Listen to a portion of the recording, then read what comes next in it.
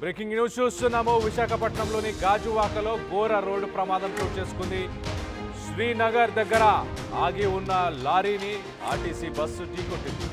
ముగ్గురు ప్రయాణికులు స్పాట్లోనే చనిపోయారు. బస్సు డ్రైవర్తో పాటు మరికొందరికి తీవ్ర గాయాలైనట్టు తెలుస్తుంది. దగ్గరలోనే ఒక ప్రైవేట్ హాస్పిటల్లో గాయాలైన వారందరికీ కూడా ట్రీట్మెంట్ చేస్తున్నారు. మరో పక్కన మృతదేహాలు విశాఖపట్నంకి సంబంధించిన కేజీహెచ్కు తరలించారు. ప్రమాద సమయంలో బస్సులో దాదాపు 50 మంది ప్రయాణిస్తున్నట్టు తెలుస్తుంది.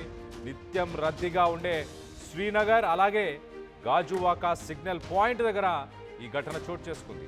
తెల్లవారుజామున కావడంతో పెను ప్రమాదం చోటు చేసుకుంది. మరి కొంత ఈ 2 వాహనాలకి మాత్రమే యాక్సిడెంట్ అవ్వడం జరిగింది. మరి పగటిపూటనో ట్రాఫిక్ సమయంలో జరుగుంటే భారీగా ప్రమాదం జరిగి ఉండే అవకాశం ఉంది. మొత్తం మీద బస్సు డ్రైవర్ నిద్రమత్తు అలాగే అతి వేగమే ప్రమాదానికి కారణమా? ఒకసారి మనం ఆ విజువల్స్లో చూడొచ్చు ఎంతగా ఆ బస్సు ఎంతగా ధ్వంసం అయిపోయిందో. పూర్తిగా ఒక 5-6 రోల్స్ దాటేదాకా కూడా అది పూర్తిగా ధ్వంసం అయింది. వాళ్ళకి సంబంధించిన ఆ సామాన్లు కూడా మనం చూడొచ్చు కుప్పలు తెప్పలుగా అవి పడిపోయాయి. అలాగే ఆ బస్సు విండ్షీల్డ్ కూడా మనం చూస్తున్నాము. ఆ ముందు ఏదైతే అద్దం ఉంటుందో బస్సుకి సంబంధించిన అద్దం కూడా పడిపోయింది.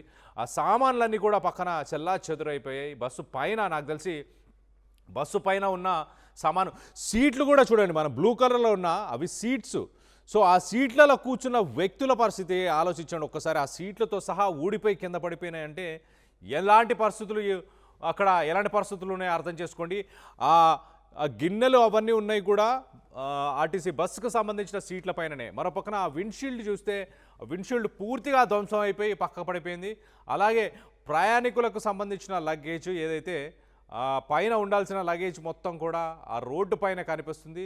మరి ఎగ్జాక్ట్లీ ఈ విషయంలో చూడండి, సీట్లని ఒక 2 మొత్తంగా 6 సీట్లు అయితే అక్కడ కనిపిస్తున్నాయి.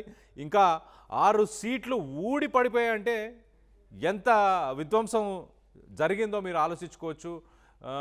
అలాగే ఈ యాక్సిడెంట్ వల్ల ఆ రోడ్డు పైన వెళ్తున్న మరొక వాహనానికి సంబంధించిన వాళ్ళు కూడా కింద పడిపోయారు. ఒక్కసారి ఆ బస్సుకి సంబంధించిన ఎగ్జాక్ట్లీ ఇక్కడ చూడొచ్చు మనము. బస్సు సీట్లు కుప్పలుగా ఒకదానిపై ఒకటి బస్సు సీట్లు కుప్పలుగా తెగి పడిపోయాయి అంటే అర్థం చేసుకోండి. ఆ బస్సులో ఆ సీట్లలో కూర్చున్న వ్యక్తుల పరిస్థితి ఏంటి? వాళ్ళు మొత్తం మీద ముగ్గురు అయితే స్పాట్లోనే చనిపోయారు.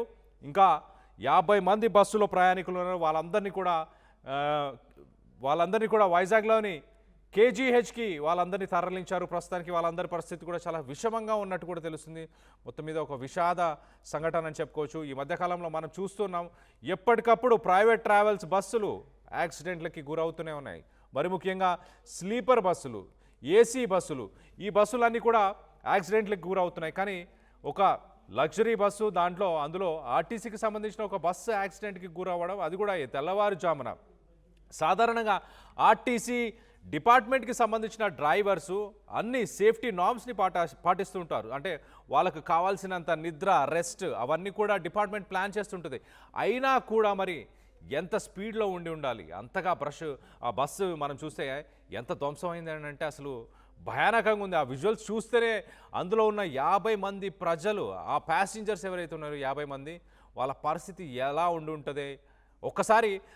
ఆ సీట్లతో సహా ఊడిపోయి పక్కన పడిపోయింది అని అంటే ఎంత వేగంగా వెళ్ళి గుద్దుండాలి, ఎంత స్పీడ్లో వెళ్ళి ఆ లారీని గుద్ది ఉంటే కానీ ఆ సీట్లతో సహా ఊడిపోయి బయటకు వచ్చే పరిస్థితులు నెలకొన్నాయి. సో మొత్తం మీద ఒక విషాద సంఘటన అయితే చోటు చేసుకుంది. విశాఖపట్నంలోని గాజువాకలో ఘోర ప్రమాదం చోటు చేసుకుంది. శ్రీనగర్ అనే ఒక ఏరియా దగ్గర ఆగి ఉన్న ఒక లారీని ఆర్టీసీ బస్సు ఢీకొట్టడంతో ముగ్గురు ప్రయాణికులు అక్కడికక్కడే చనిపోయారు. మనం రైట్ సైడ్ విజువల్లో చూడొచ్చు.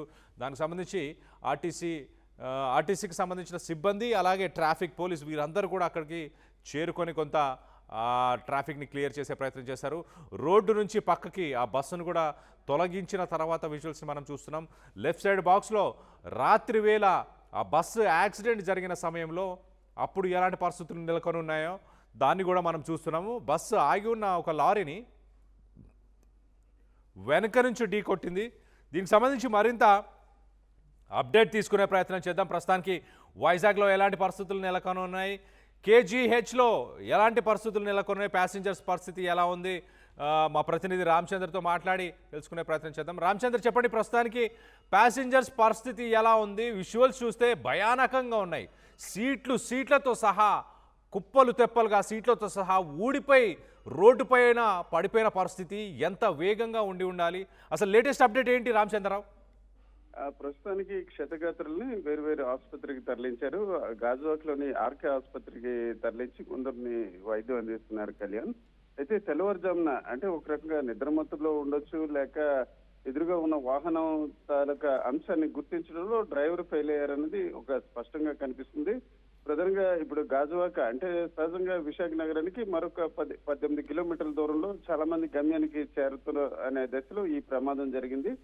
ఇది అనకాపల్లి నుంచి దాటిన దాదాపు 20 కిలోమీటర్ల దూరం. అదే విశాఖ నగరానికి ఒక 15 కిలోమీటర్ల దూరంలో గాజువాక పోలీస్ స్టేషన్ కి కేవలం 1 కిలోమీటర్ దూరంలో ప్రమాదం జరిగింది. అయితే మనకున్న సమాచారం బట్టి ఏదైతే ట్రిప్పర్ ఉందో ఆ ట్రిప్పర్ అప్పుడే టైరే పంక్చర్ కావడంతో జస్ట్ దాన్ని పక్కకు తీసే ప్రయత్నం డ్రైవర్ చేయడం, అప్పుడే ఆపడంతో ఒకసారిగా ఈ పార్వతీపురం మన్యం వైపు వెళ్తున్న ఈ బస్సు స్పీడ్ గా ఢీకొనడం జరిగింది. ఈ ప్రమాదంలో 2 మహిళలతో పాటు ఒక అసిస్టెంట్ డ్రైవర్ కూడా మృత్యువాత పడ్డాడు. అయితే మీరు చెప్పినట్టు ప్రమాద తీవ్రత స్పష్టంగా కనిపిస్తుంది. ఒకవైపు పూర్తిగా బస్సు భాగం అంతా కూడా కోల్పోయిన పరిస్థితి. ఇది ఖచ్చితంగా 60 నుంచి 80 కిలోమీటర్ల వేగంతో వెళ్తేనే ఇంత తీవ్రమైన పరిస్థితి ఉంటుంది. అయితే దీనిపై ఇప్పటికే అక్కడికి ట్రాన్స్పోర్ట్ ఆర్టీఏ అధికారులు కూడా చేరుకుంటున్నారు.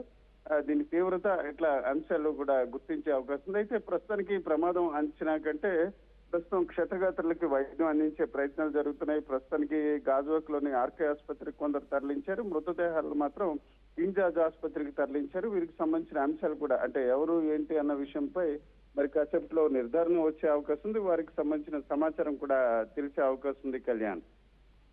Right Ramachandra Rao, thanks for the latest update. యాక్చువల్గా ఈ బస్సు డ్రైవర్ పరిస్థితి, అలాగే లారీ డ్రైవర్స్కి సంబంధించిన పరిస్థితి ఎలా ఉంది? వాళ్ళు ఇద్దరు బ్రతికే ఉన్నారా? మృత్యువాత పడ్డారు కళ్యాణ్.